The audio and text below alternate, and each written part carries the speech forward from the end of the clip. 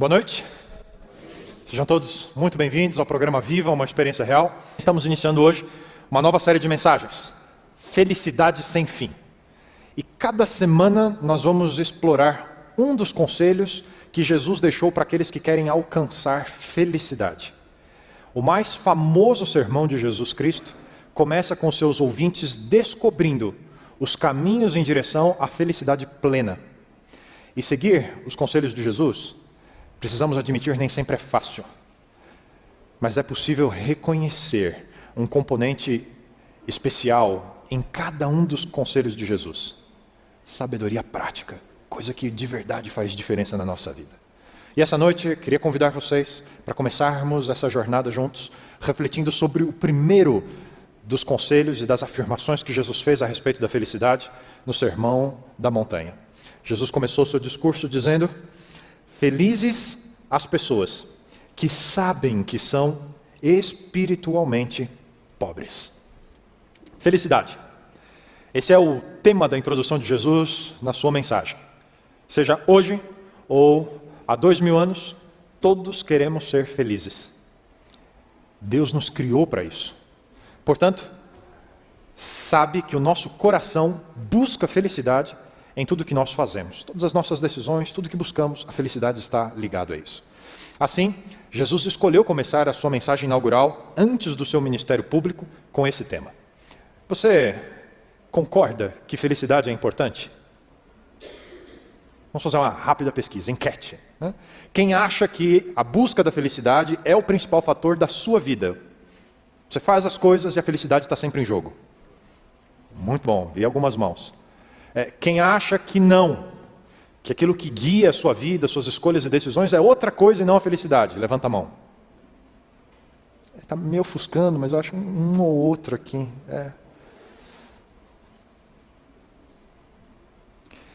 Tem gente explorando esse aspecto da felicidade. Querendo ou não, ele é um aspecto que nos acompanha. Você lembra de uma propaganda do Grupo Pão de Açúcar, uma campanha de marketing que eles fizeram? E tinha uma música de uma compositora brasileira, cantora também, a Clarice Falcão, né? Tem aquele refrãozinho na música, né? O que você faz para ser feliz? Né? E aí parece aquele monte de gente sorrindo, né? Gente no trabalho, em casa, família, né? À mesa, tanta coisa, né? O que faz você feliz?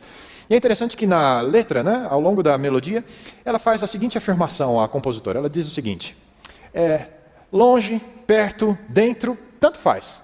Quem quer felicidade corre atrás. E às vezes ela está debaixo do nariz. O que você faz para ser feliz? É óbvio que a campanha quer que você vá ser feliz lá no Pão de Açúcar, né? O fato é que apesar da nossa constante busca por felicidade, o primeiro conselho de Jesus nos lembra que nem sempre é fácil encontrá-la. Às vezes ela está debaixo do nosso nariz e a gente não vê. Reconhecer nossa pobreza espiritual é reconhecer que as nossas limitações, vez por outra, sabotam a nossa felicidade. E que na busca por felicidade, tentamos ser felizes sozinhos. Nem sempre nos damos bem. Perguntinha: você já criou problemas para você mesmo? Você já foi seu próprio inimigo? Criou situações que você não queria ter passado por elas de jeito nenhum? Sabe aquela oração? Papai do céu, me tira dessa, eu nunca mais faço isso. Outro dia, estava para sair de casa, tinha um compromisso, praticamente tudo pronto. Antes de chamar o elevador, passei ali no chaveiro, peguei a chave do carro. Lembrei que tinha esquecido o celular no escritório, pus a chave no bolso, voltei no escritório rápido, peguei o celular. Voltei para pegar a minha mochila e fui de novo no chaveiro. Cadê a chave do carro? Lembrei. A minha esposa Paula tinha acabado de usar o carro. Ela esqueceu de pôr no chaveiro. Ela sempre faz isso. Paula, cadê a chave do carro? Ai, amor, não está no chaveiro? Não, não está. Eu achei que eu tinha posto. Deve estar na minha bolsa. É de novo, né, Paula? Então vai lá. E ela começa a procurar na bolsa, né? Meia hora para mexer naquela bolsa, né? Aí, último recurso, quando vai procurar coisa na bolsa de mulher, né? Vira de boca para baixo assim, tira tudo, né? Até ter certeza que não sobrou nada. Põe a mão lá no fundo para ver se acha alguma coisa no buraco negro, né? Quando viu que não fez barulho nenhum, não, definitivamente não tá. Ela ficou desesperada, esqueci de novo, perdi a chave, onde é que eu pus? E eu lá, né? O meu horário chegando, começando a ficar impaciente, de novo, né? Põe lá e tal, não sei o quê. E ela começa a procurar na casa, em todo lugar, cadê a chave, cadê a chave, cadê a chave? E de repente eu pus a mão no bolso assim. E agora? Como é que eu saio dessa? Tive uma ideia. Vou chamar o elevador e sair de fininho. E tentei ser mais rápido do que ela procurando a chave no resto da casa. Percebi que o elevador estava chegando, gritei na porta. Achei, estou indo! E fechei a porta. E corri para dentro do elevador. Mas não deu tempo, ela foi mais rápida, abriu a porta e falou, onde é que estava? Sai dessa! É aquela hora que você quer negar até o fim que a culpa é sua. Né? Estava com você, né?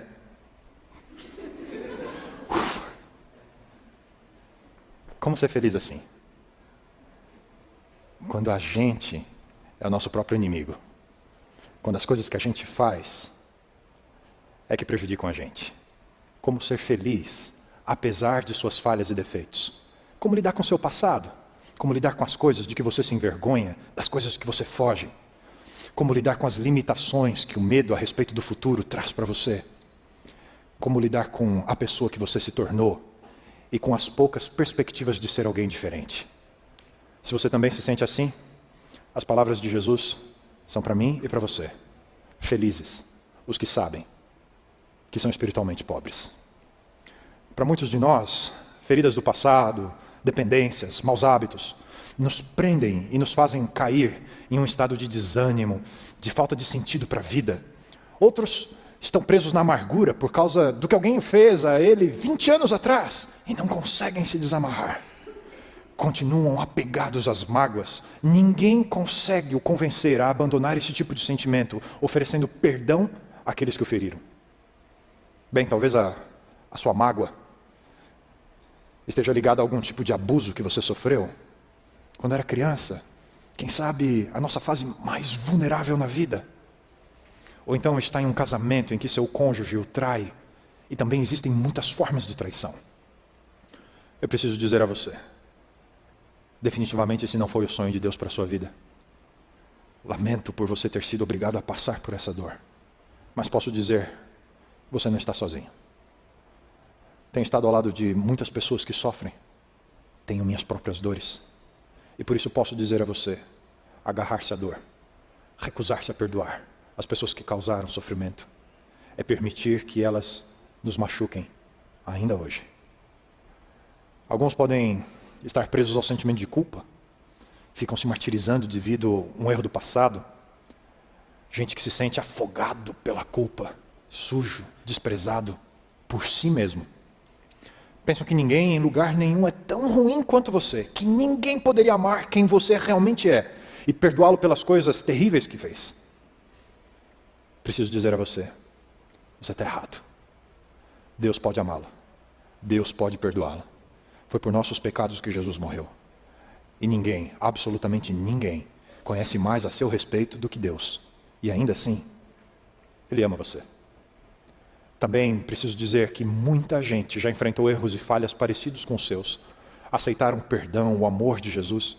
E essas pessoas estão prontas para aceitar você e amar você como você é. Felicidade? Felicidade é possível para quem reconhece sua pobreza espiritual e a riqueza do amor de Deus. Paulo escreveu um conselho aos cristãos de todos os tempos. E eu queria compartilhar hoje à noite esse conselho com você. Ele escreve: é claro, irmãos, que eu não penso que já consegui me tornar perfeito. Porém, uma coisa eu faço. Eu esqueço aquilo que fica para trás e avanço para o que está na minha frente. Eu quero dizer a você, apegue-se a esse conselho da Bíblia para a sua vida. Se você quer se livrar das suas feridas, dependências, maus hábitos, coisas do passado, precisa lidar com as suas amarguras e culpas de uma vez por todas. Você precisa fazer o que está escrito na palavra de Deus. Um segundo conselho: esqueçam o que se foi. Não vivam do passado. Sabe? Isso não significa ignorar nosso passado. Não. significa aprender com Ele, oferecer perdão, fazer reparações e só então deixá-lo para trás. Esse é o único caminho para estar livre das culpas, rancores e mágoas. Eu me lembro o sentimento que tomou conta de mim quando finalmente meus pais decidiram pelo divórcio. Todos os sonhos e as expectativas de família simplesmente ruíram. E durante muito tempo eu não conseguia lidar com a nova realidade das decisões dos meus pais. Cada vez, e eu não estou exagerando, cada vez que eu me encontrava ou com o meu pai ou com a minha mãe, eu fazia questão de lembrá-los de toda a dor que eles causaram, de todas as escolhas que eles fizeram e de como tudo isso prejudicava a minha vida, a vida dos meus irmãos, a vida da família que eu tinha. E eu não percebia que cada vez que eu fazia isso, era como se naquele dia tudo tivesse acontecido novamente. Eu não deixava a vida prosseguir porque eu estava preso no meu passado. Aprender a perdoar, aprender a viver o presente em vez de viver no passado, é a grande lição que nós precisamos aprender. Além das experiências negativas do passado, o medo do futuro também pode ser uma limitação para alcançarmos felicidade. Nós temos medo daquilo que não podemos ter controle, daquilo que foge das nossas mãos. E é por isso que o futuro traz preocupações para as pessoas. E se você é uma dessas pessoas que olha para o futuro e se sente inseguro, Deus faz uma promessa a você. Ele diz: o Senhor é quem te ajuda. Por isso, não tenha medo. Que mal pode alguém nos fazer? Pensando no futuro, que tipo de mudanças nos esperam? Pelo que vou ter que passar? Ansiedade, preocupações, incertezas, medo. O que é que de fato o futuro me reserva? Muitas pessoas olham para o futuro e definitivamente não gostam do que estão olhando. Agora Deus nos promete ajuda e coragem para enfrentar o futuro. Talvez você tenha mergulhado por tanto tempo em feridas, dependências, maus hábitos, que isso já se tornou sua identidade. Quando você olha para o futuro, talvez se pergunte: se eu permitir que Deus me ajude, me dê coragem para enfrentar mudanças em direção à felicidade, o que é que vai acontecer de verdade? É possível mudar? Se desistir de minha pobreza espiritual, das antigas feridas, mágoas, dependências, dos meus maus hábitos, quem serei? No que me tornarei? E ainda que o nosso passado tenha sido muito doloroso, muitas vezes resistimos em mudar, conquistar felicidade por medo do desconhecido. Fechamos nossas mentes para uma realidade que não conseguimos enxergar, porque pensamos que não merecemos nada melhor. A nossa identidade é a identidade da dor.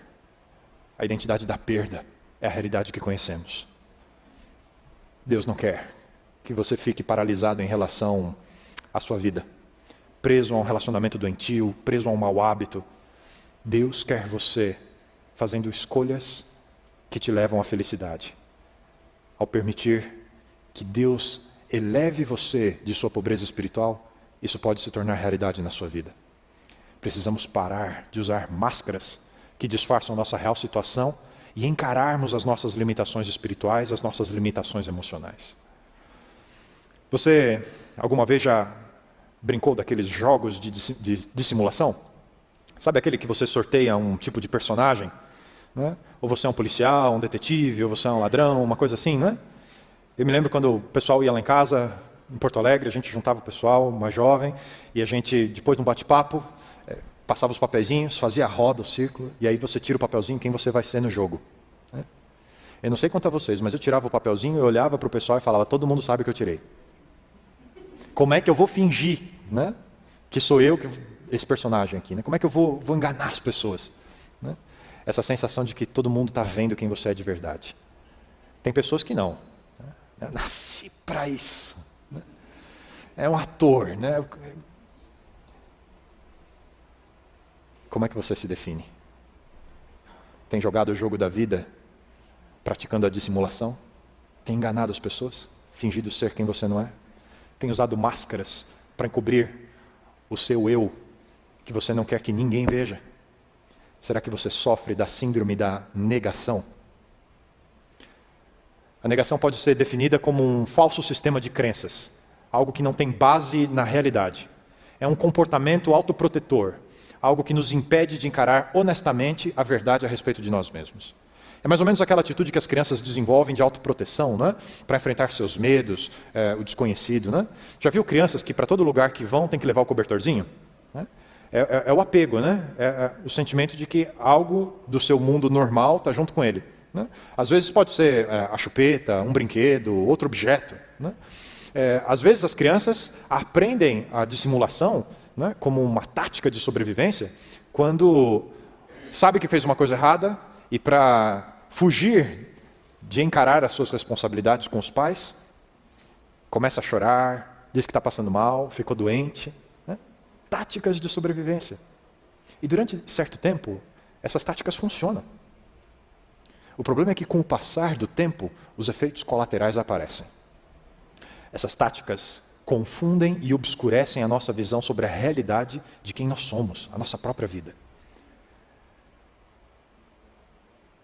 Quando eu e você nos tornamos adultos, a nossa percepção sobre os relacionamentos, sobre quem nós somos, sobre as outras pessoas, são percepções diferentes daquelas que tínhamos quando éramos crianças. E se isso é assim, por que adultos ainda usam técnicas de autoproteção da infância? Por que continuam fugindo dos problemas, buscando fugas? O perigo é que esses subterfúgios se tornem em negação dos problemas e a gente foge de confrontar a realidade. Você já negou para si mesmo que seus pais tinham problemas? Vim de uma família perfeita. Já negou que você estava com problemas? Eu sou perfeito. Não seja mentiroso, todos nós já fizemos isso de alguma forma, todos nós. A questão é que quem vive a experiência de negação transformou essa mentirinha em vergonha e culpa e não consegue se libertar dela. É como ter um elefante cor-de-rosa sentado no meio da sala de casa e todo mundo finge que ele não está lá. As visitas chegam, olham o elefante, perguntam sobre ele. Que elefante? São os tabus. Toda família tem os seus, toda pessoa tem os seus. Ninguém na família fala sobre aquele assunto. E aí surge o tipo de respostas, não sei se você já ouviu algumas dessas. Por exemplo, vamos parar de falar nisso? Falar apenas faz tudo ficar mais difícil. Para. Ou então aquela outra resposta, né? Vamos fingir que isso não aconteceu de verdade. Ou então, se eu disser que isso me machuca, eu tenho medo de que me abandonem. Ou então as comparações.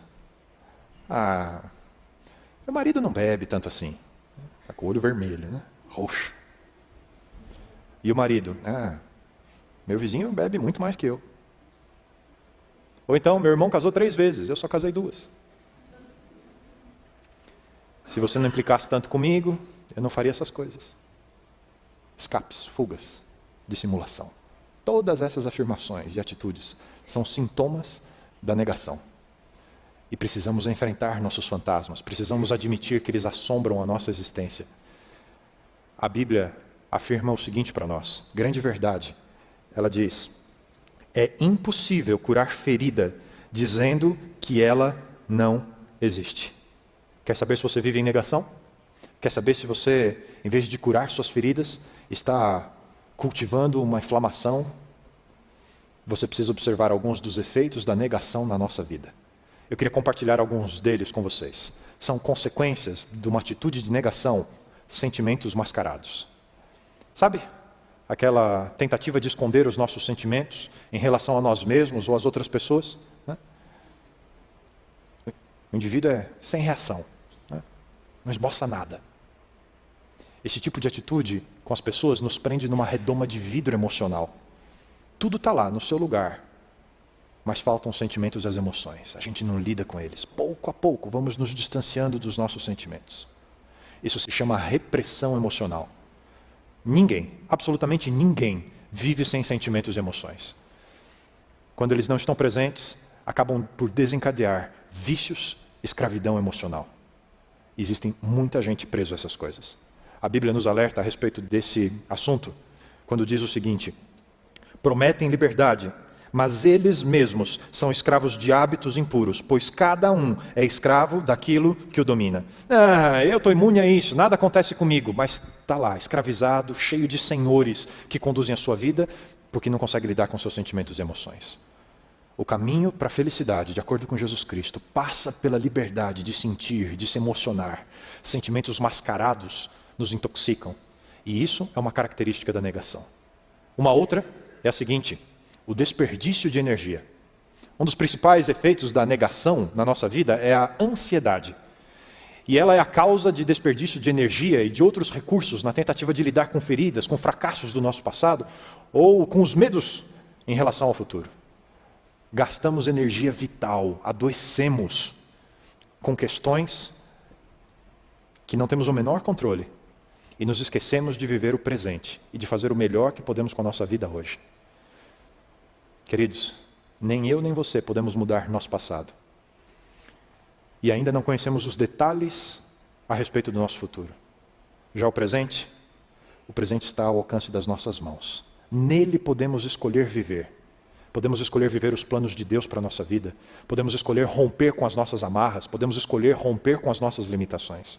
Deus nos promete isso quando nos diz em sua palavra: Ele livra os prisioneiros, o Senhor levanta os que caem. Sabe? Deus é o único que tem condições de lidar tanto com o nosso passado quanto com o nosso futuro. Por isso não desperdiça as oportunidades de trabalhar com o nosso presente. Deus não está limitado por passado e futuro. Por isso faz questão de aproveitar o hoje conosco. Você já teve aquela experiência de uma conversa muito importante no dia seguinte? Daquele tipo de conversa que vai ser de confrontação, que você tem que falar algumas verdades, vai ter que explicar algumas coisas a respeito de você mesmo, e você não sabe para que rumo a conversa vai tomar. Ela promete ser conversa quente, daquelas difíceis. E aí você não consegue dormir de noite, preocupado de como vai ser a conversa do dia seguinte. Você fica imaginando os diálogos. Mas ele disser isso aqui, eu vou dizer isso aqui. Se acontecer isso aqui, nós vamos por esse outro lado. Isso aqui eu tenho esse argumento, a carta na manga. E você fica naquela angústia, aquela ansiedade toda. Se você aprender a transferir a energia que vem usando para manter sua negação, para esconder seus problemas, para se justificar, transferir essa energia para o aprendizado de uma vida de acordo com o plano de Deus para você, amigo, você vai aprender a desenvolver um amor saudável para com as pessoas e para com você mesmo. Desperdiçar energia com ansiedade é um dos sinais da negação, a síndrome da negação. Outra consequência que esse tipo de atitude traz para a nossa vida é o comprometimento do crescimento. Uma coisa que eu tenho aprendido é que absolutamente todo sofrimento pode contribuir de alguma forma com o nosso crescimento pessoal, com a nossa busca em direção da maturidade. Mas outra coisa que eu tenho aprendido também é que se nós negamos a nossa realidade, nós limitamos o potencial de aprendizado que o sofrimento oferece. E sabe o que acontece? Sofremos de graça, por nada. Não valeu nada. Não aprendemos as lições, não crescemos, não contribuiu. Perda de tempo. Deus quer nos conduzir para fora da alienação da nossa negação. A sua palavra afirma que na sua angústia clamaram por socorro, e o Deus eterno os livrou das suas aflições. Quando eu e você permitimos que a realidade e a verdade sobre nós mesmos nos aproxime de Deus, percebemos que Ele não desperdiça uma única lágrima do nosso sofrimento, mas pode transformar toda a dor em superação, transformar toda a dor em crescimento. Além disso, outro efeito da negação na nossa vida é o anestesiamento da nossa fé. Quando a gente vai à história bíblica, desde os nossos primeiros pais, vez após vez, percebemos a humanidade se afastando de Deus, por causa do sentimento de culpa, e pelo desejo de esconder, de negar as nossas falhas, os nossos fracassos. Já Deus, Ele se aproxima da nossa fé entorpecida com a luz da verdade sobre a nossa real condição. Mentira e negação nos ocultam da realidade. Deus prefere nos trazer de volta à sanidade através do reconhecimento de quem nós somos. A nossa pequenez de fé, nossa displicência, nossos defeitos, nossas falhas. Eu me lembro quando a minha filha tinha 2 anos de idade, e nessa época eu era a babá dela de noite. A minha faculdade eu fazia durante o dia, minha esposa ficava com a nossa filha, à noite ela ia para a faculdade e eu cuidava da Melissa. E fiz de tudo, troquei fralda, aprendi a dar banho, trocar, né? Mas não foi assim tão simples essa missão. Me lembro um dia que assim que eu terminei de dar banho na Melissa, antes de trocá-la, eu precisava fechar a porta do banheiro, porque senão ela fugia e voltava lá e se jogava na banheira, e era outro trabalho, né? Tinha que secar de novo, trocar outra vez, né? E acontece que a casa que a gente alugou lá no interior, próximo da faculdade, era uma casa antiga e tal, e de vez em quando as coisas começavam a quebrar, sabe? E aí você, não, outra hora eu arrumo, outra hora eu arrumo. A porta do banheiro quebrou a fechadura, e nesse outra hora eu arrumo, né? Eu arrumei um jeito de fechar a porta. Fácil, joga a toalha por cima da porta e puxa. Né? A toalha prende a porta, a Melissa não conseguia empurrar a porta. Aí eu tinha liberdade para trocá-la. Mas nessa noite, quando eu joguei a toalha e puxei a porta, estava difícil de fechar a porta. Olhei para o alto, para procurar se a toalha tinha ficado dobrada, né? Porque aí atrapalha, né? Se você já fechou a porta com toalha, você sabe que ela tem que estar lisinha, né? Tem uma técnica para isso, né? E aí eu olhei, não tem dobra, né? Então deve ter outra coisa impedindo que a porta feche. Aí eu olhei pelo batente da porta, quando eu encontrei a Melissa, aqui do meu lado, com a mãozinha no batente da porta. Abri rapidamente a porta, ela tirou a mão, os dedinhos amassadinhos aqui, penduradinhos, aquela cara de pânico, ela não tinha conseguido chorar ainda. E eu me desesperei. Quebrei a mão da minha filha. Eu fiquei desesperado. Enrolei ela num lençol, corri para o carro, fui para o pronto-socorro. E no caminho eu só fazia uma oração. Deus, não permite que a minha displicência em cuidar da minha casa, da minha filha, provoque essas marcas por toda a vida para ela. A culpa é minha, não é dela. Mas eu não tinha coragem de olhar para minha filha. Não tinha coragem de admitir que o erro era meu. Atravessei o carro na porta do hospital, corri para o balcão, dizendo, eu acho que minha filha quebrou a mão. Eu não tinha coragem de dizer que fui eu que prendi a mão da porta dela. Deus olha para a nossa fé entorpecida e fala, filho, eu preciso te ajudar a crer. Preciso te ajudar a entender que existe superação. O médico pegou minha filha, começou a examinar a mão e falou, pai, eu acho que não tem nada. Veja como ela fecha, como ela movimenta. E o meu coração só conseguiu se acalmar e a minha fé visualizar que Deus existia e cuidava de mim e de minha família, quando veio o resultado do raio-x e tudo perfeitamente na mão da minha filha. A Bíblia diz que Deus é luz. Não há nele nenhuma escuridão. Portanto, se dizemos que estamos unidos com Deus e ao mesmo tempo vivemos na escuridão, então estamos mentindo com palavras e ações. Sabe? Deus nos revela os aspectos mais ocultos da nossa própria vida para aprendermos a confiar, para admitirmos que apesar de Ele saber tudo sobre nós, coisas boas e coisas ruins, Deus tem poder para conduzir a nossa existência em direção ao seu plano, simplesmente porque nos ama, apesar da nossa falta de fé. Outra consequência da experiência e da atitude de negação na nossa vida são os relacionamentos quebrados. A experiência da negação também nos faz acreditar que estamos enganando os outros tão bem quanto a gente engana a gente.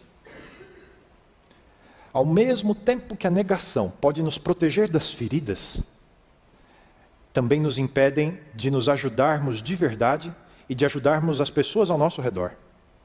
Nos prejudicamos a nós e as pessoas que convivem com a gente, quando vivemos uma vida de mentira. Não temos coragem de revelar nosso verdadeiro eu aos outros, porque temos medo dos julgamentos. O que vão pensar de mim? O que fulano vai dizer se souber isso sobre mim? E a gente fica escondendo nosso verdadeiro eu das pessoas. Pensamos que precisamos proteger nossos segredos, custe o que custar. E então, vamos nos afastando, nos isolando, tentando minimizar os riscos da exposição, da rejeição. Só que não avaliamos corretamente o custo dessa decisão.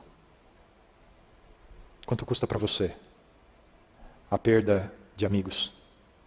Quanto custa para você a perda de familiares que cansaram de conviver com o egoísmo, com a falsidade? Deus tem um conselho para nós.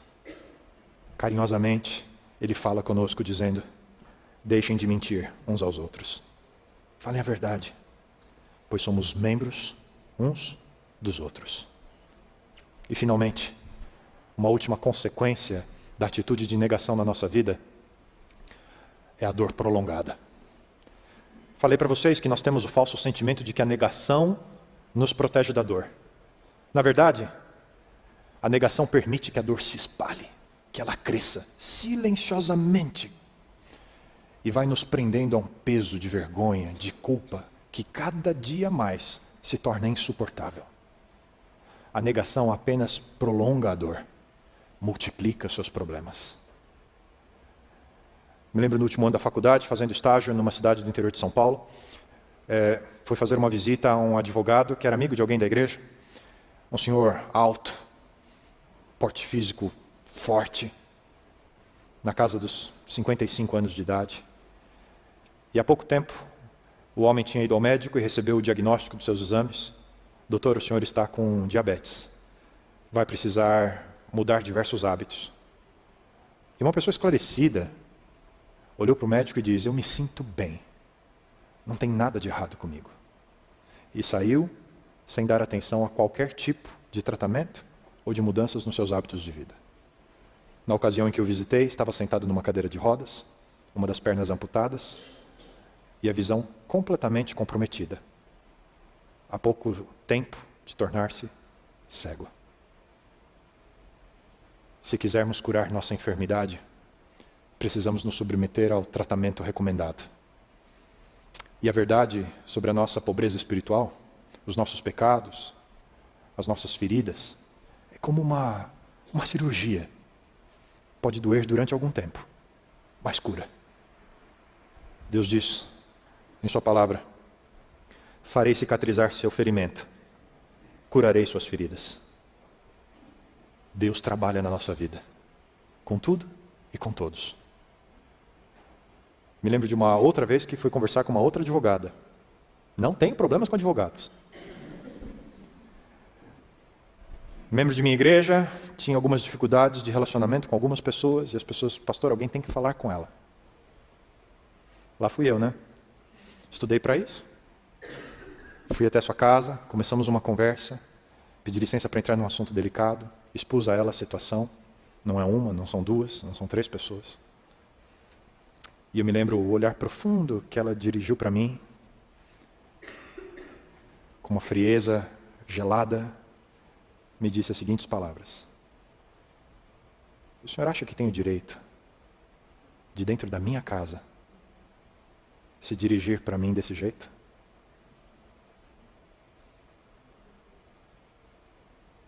Apesar de ter sido o mais polido que eu podia, parece que não tinha dado muito resultado. Poucos dias depois, na mesma semana, ela me procurou e disse: pastor, eu preciso te pedir desculpas. Tudo o que o senhor falou é verdade. E olhando os meus relacionamentos, olhando as pessoas que convivem comigo, eu tenho sido essa pessoa. Preciso mudar. Preciso permitir que Deus conduza a minha vida. Se você se permitir ser confrontado pela verdade, talvez, tão somente assim, poderá libertar-se da negação. Admito, não é uma tarefa fácil. Tirar a máscara é uma decisão visceral. Mexe com tudo que você é, tudo que você tentou esconder por toda a sua vida. Tudo em você grita: não faça isso, não é seguro. Mas eu preciso dizer a você: é seguro sim. Mais do que isso, é a única opção para a cura das nossas limitações. É reconhecer nossa pobreza espiritual. Nos proporciona um processo de cura e de restauração. E a partir desse passo, só a partir desse passo, o caminho para a felicidade se abre para você e para mim. Quando você decide abandonar a negação e reconhecer suas limitações, alguns ladrões da serenidade também ficam de fora da sua vida. E eu quero compartilhar com vocês apenas algumas desses presentes, dessas bênçãos que o abandono da negação podem trazer para a nossa vida. Quando reconhecemos as nossas limitações, isso nos liberta do orgulho. Cada vez que admitimos a nossa impotência, isso nos liberta do sentimento de orgulho próprio. Começamos a perceber que não estamos mais presos pela vaidade de não errar, de não ter falhas. Entendemos quando a Bíblia diz que o orgulho do homem o humilha, mas o espírito de humildade obtém honra. Sabe aquele desejo de ser perfeito? Não são só as mulheres que olham para o espelho e querem ser perfeitas. Homens também. Modelo de sucesso. Referência para as pessoas. Sabe esse tipo de sentimento? Ele nos torna falsos, artificiais. Em algum momento, nosso verdadeiro eu vem à tona e derruba nossos castelos de areia. Nosso orgulho falso enfraquece a nossa fé em Deus. Sabe por quê? Porque nos coloca como deuses para nós mesmos. Não preciso de Deus. Posso tudo. Sei o que faço da minha vida. Nosso orgulho falso enfraquece os nossos relacionamentos. Porque ninguém é bom o suficiente para estar do nosso lado. Criticamos tudo e todos. Quando nos abrimos para Deus em busca da felicidade, reconhecendo nossa pobreza espiritual, não há mais espaço para orgulho, porque Deus nos torna conscientes de quem realmente somos. Nossas desculpas são eliminadas. Deixamos de transferir nossa culpa e apontar os dedos para o defeito das outras pessoas. Admitimos que somos falhos, tanto quanto as pessoas que convivem com a gente. E nos vem a consciência, como um lampejo, o fato de que não somos melhores nem piores do que ninguém. Deixamos o mundo de fantasias e passamos a viver no mundo real. Além disso, reconhecer as nossas falhas nos liberta não só do orgulho, mas também das preocupações. Eu descobri que preocupações são, na verdade, um convite à confiança. Um convite à confiança em Deus. Quando admitimos nossa ansiedade sobre as nossas culpas, as nossas feridas, nós mudamos o nosso foco. Colocamos o nosso foco naquilo que Deus pode fazer, em lugar de ficarmos olhando as coisas impossíveis de serem realizadas por nós mesmos. Muitas pessoas me procuram e dizem: pastor, eu não sei como resolver esse problema. Eu não sei qual é a solução para ele. Eu não sei quando essa injustiça que aconteceu comigo vai ser revelada, quando as pessoas vão saber a verdade sobre o que fizeram comigo. Como é que eu resolvo isso?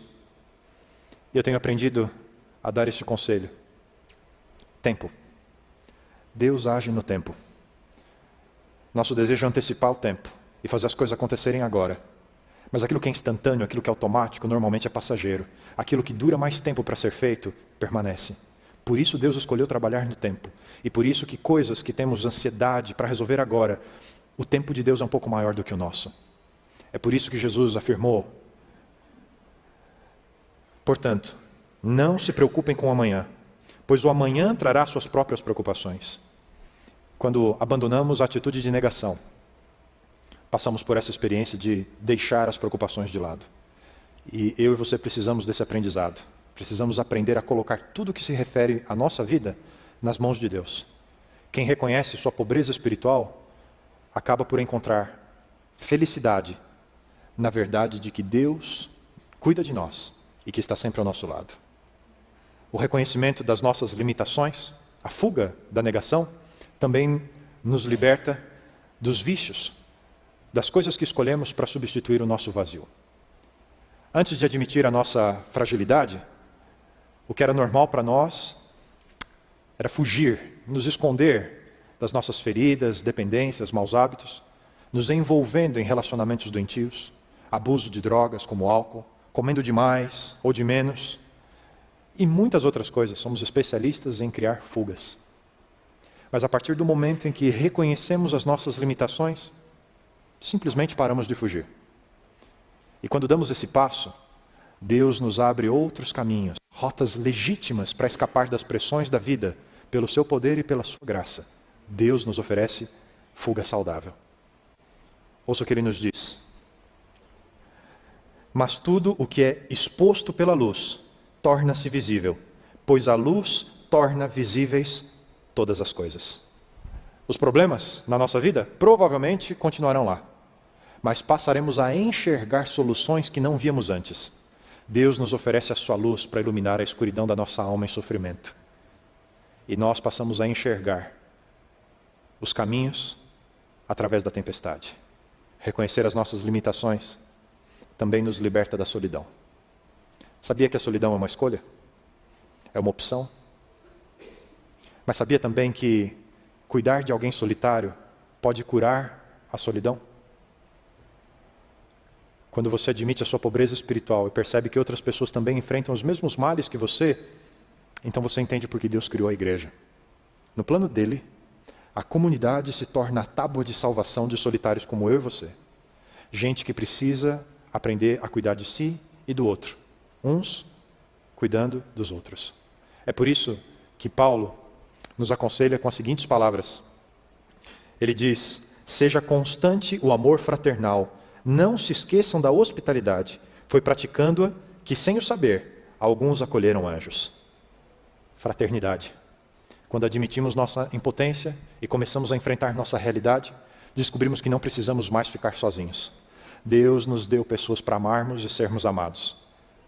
E reconhecer esse dom de Deus abre o caminho da felicidade para nós. Também reconhecer a nossa fragilidade nos liberta da falta de propósito. Quando enfim reconhecemos que sem Deus somos realmente impotentes, frágeis. Sabe aquele sentimento de vazio, de falta de propósito para a vida, por causa do medo? Isso tudo desaparece, vai embora. Desse momento em diante, uma vida de realização e propósito se renovam dentro de nós. Foi isso que Jesus nos prometeu. Ele disse para mim e para você: eu vim para que tenham vida e a tenham plenamente. Ao longo da minha vida eu tenho conhecido pessoas que escolheram viver para si. Tudo que elas pensam, tudo que elas fazem está centrado em si mesmas. São o centro do seu próprio universo. Não há um único relacionamento, uma única palavra, nada que essas pessoas façam, que o objetivo final não é o seu próprio benefício. É gente superficial, gente vazia, gente que não tem nada para oferecer. É um rio seco, porque só quer receber e não dá nada para ninguém. Mas tenho encontrado na minha caminhada pessoas que aprenderam a viver para os outros. Gente que entendeu que a gente não está aqui sozinho, que a vida não gira ao meu redor, que antes de mim muitas pessoas viveram e que provavelmente depois de mim outras vão estar aqui. Gente que entendeu que precisa de gente. Gente que entendeu que da mesma forma como eu preciso de ajuda, o outro também precisa. E que quando eu estendo a mão, tem uma mão que se estende para mim. A escolha é minha e a sua. Quando a perspectiva da felicidade se acende para nós, quando ouvimos o conselho de Jesus, a vida ganha novas cores. 3 conselhos eu queria repartir com você. Primeiro deles, em vez de negar a sua dor, admita a sua impotência. Eu desafio você a fazer a seguinte oração: Deus, tem compaixão de mim, pois estou fraco. Cura-me, pois o meu corpo está abatido e a minha alma muito aflita. Cada vez que nos deparamos com quem nós somos, cada vez que olhamos para os nossos problemas, para a nossa bagagem, para a nossa vida, e temos a coragem de olhar para Deus e abrir o livro da vida e admitir para Ele quem nós somos, as coisas podem mudar para mim e para você. Deus afirma: aquilo que para o homem é impossível, para Deus todas as coisas são possíveis. Se para você é impensável uma vida sem os problemas, uma vida sem o sofrimento, uma vida sem a fuga, Deus quer dizer para você: filho, se você confiar em mim, se você aceitar a minha ajuda, o que para você parece impossível é a minha especialidade. Segundo conselho, em vez de brincar de Deus, admita que perdeu o controle. Normalmente nós vamos até o limite para reconhecer que de fato não temos a solução. Só aqui entre nós.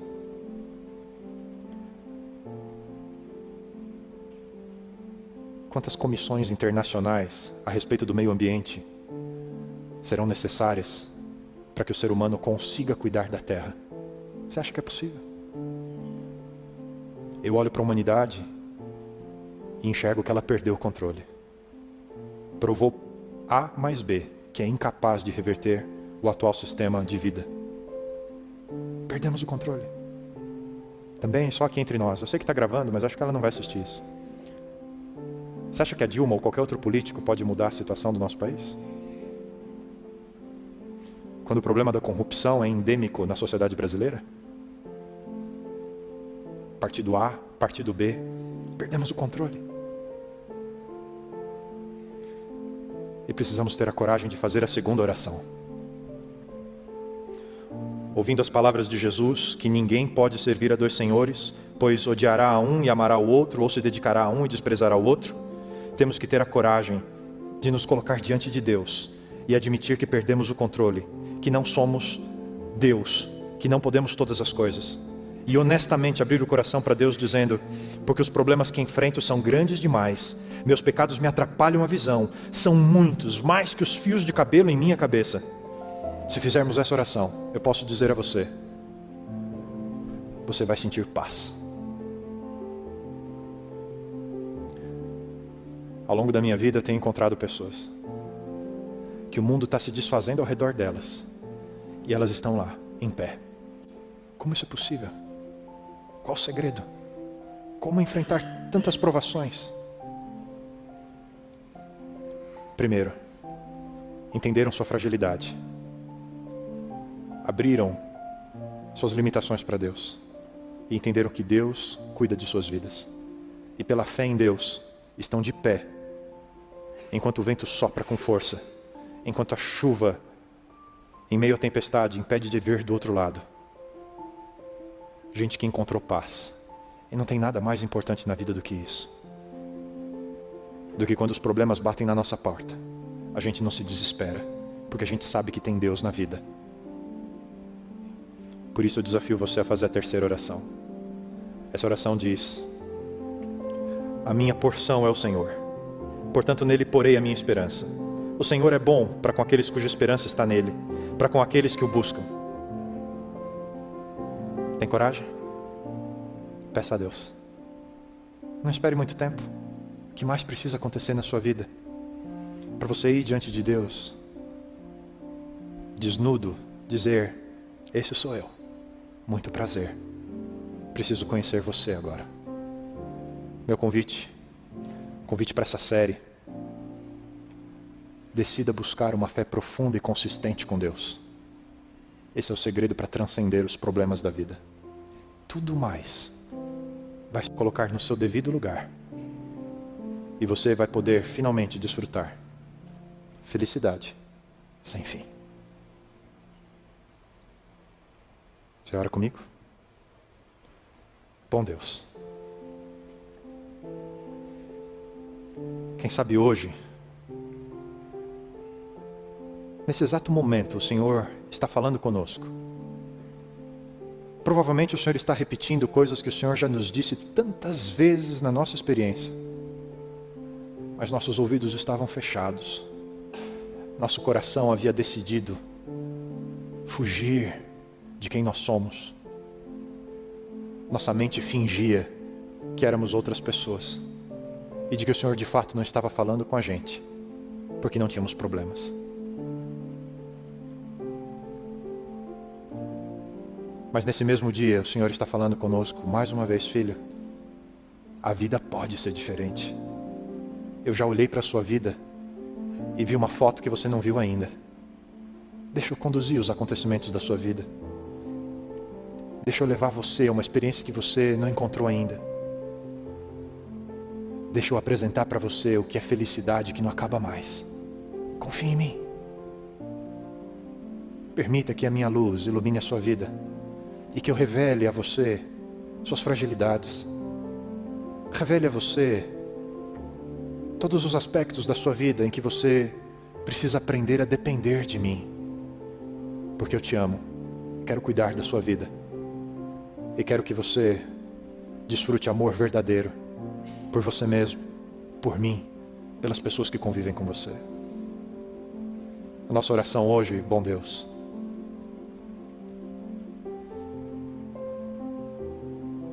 é que o nosso coração aprenda qual é o verdadeiro caminho para a felicidade. E que cada um que está aqui hoje tenha a coragem de dar o primeiro passo nessa jornada. Uma jornada que pode ser concluída apenas se estivermos ao teu lado. Cuida de nós, cuida do nosso coração. admitimos que não podemos fazer o que o Senhor faz. Precisamos de Ti. Por isso a nossa oração hoje é: Senhor, cumpra na nossa vida o Teu plano, porque Ele é infinitamente melhor do que aquilo que eu posso conquistar por mim mesmo. Ouve a nossa oração. Atende a nossa oração. Transforma a nossa vida.